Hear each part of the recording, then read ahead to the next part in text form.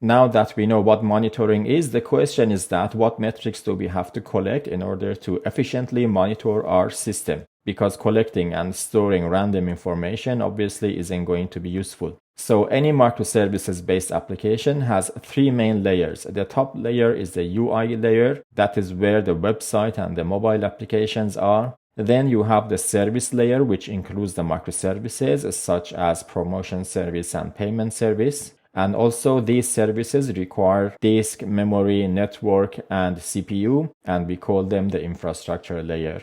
The first method for collecting the metrics is called a read method that mostly covers the service layer and to some extent the UI layer. Then there is a use method that is for infrastructure layer. Google later introduced a new method called for golden signals that covers the service layer and to some extent infrastructure layer. And also Google introduced core web vitals that is exclusively for the UI layer and specifically for the websites. The read method is request driven. R in read method is for rate or throughput or the request per second. For example, a website may handle 2 million requests per second. E is for errors or number of failures, whether that is in the UI or in the service layer. For example, the number of HTTP 500 errors or number of fatal errors in a microservice. D is for duration or latency. That is basically the transaction response time. Use method, as I said, is for the infrastructure layer and it's resource oriented or resource driven. U in use is for utilization, for example, CPU utilization or CPU usage in percentage or disk space usage in percentage.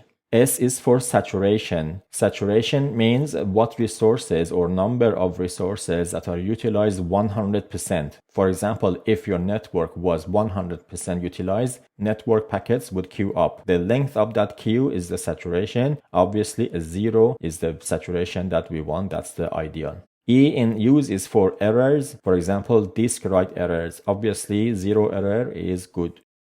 As I said before, Google introduced the 4 golden signal methods, which is basically the read method plus saturation. The 4 golden signals method first was introduced in the Google's Site Reliability Engineering Handbook. And Google says that if you can only measure 4 metrics of user-facing system, focus on these metrics, which are latency, traffic, which is throughput, errors plus saturation.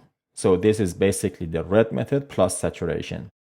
Also, Google introduced Core Web Vitals. This is exclusively for the user interface layer and specifically for the websites. The first item in Core Web Vitals is largest contentful paint or perceived page load. How long it takes for a user to feel that the page is loaded completely. First input delay is the perceived responsiveness. Imagine a web page that has some text boxes and you want to type something in it, for example, your first name and last name. When those text boxes become available and you can use them is the first input delay.